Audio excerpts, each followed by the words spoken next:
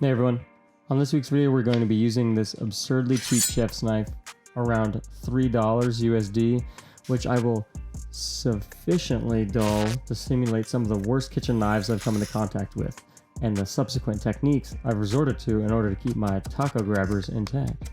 The first we're going to be using is the cross chop, where we anchor the tip of the blade into our board using our support hand with downward pressure and then chopping downward with confidence. This technique is usually used for cutting herbs, but what this technique does beautifully is maximize leverage while minimizing risk.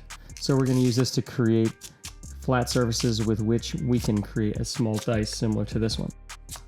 And because our knife is so dull, we cannot push straight down with it like this. I know you see people with super sharp knives doing that, but unfortunately this knife does not qualify because this is not a cut, this is a snap. This just broke apart, it was not cut apart.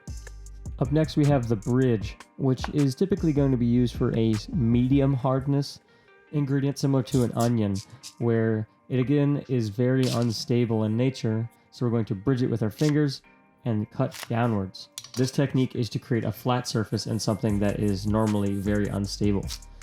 We can proceed to chop this onion or dice this onion however you can or see fit.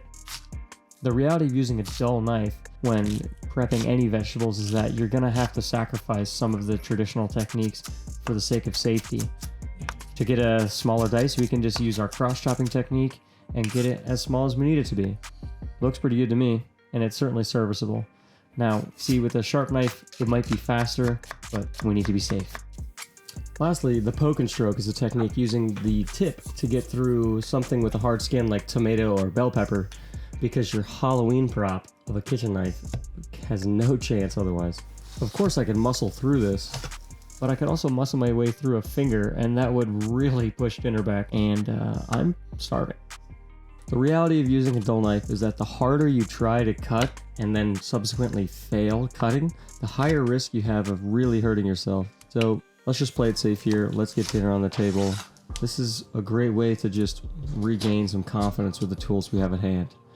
You know, saving that confidence up for when we can make the purchase of a better chef's knife. And then we can just cook all the damn time. Because, I mean, well, that's what I'm hoping you'll do. Now, I hope for those of you who haven't decided to purchase or invest in their kitchen tools that this inspired some confidence in your kitchen knives and that you'll start to cook a little bit more. And if you'd like to see more knife skill videos, you know, we can create a series out of this. Maybe Blade Runners, Edgelords, you tell me. Either way, like, comment, subscribe. Let me know what you like about the video, what you didn't like, and I'll see you guys in the next one. Thanks guys, peace.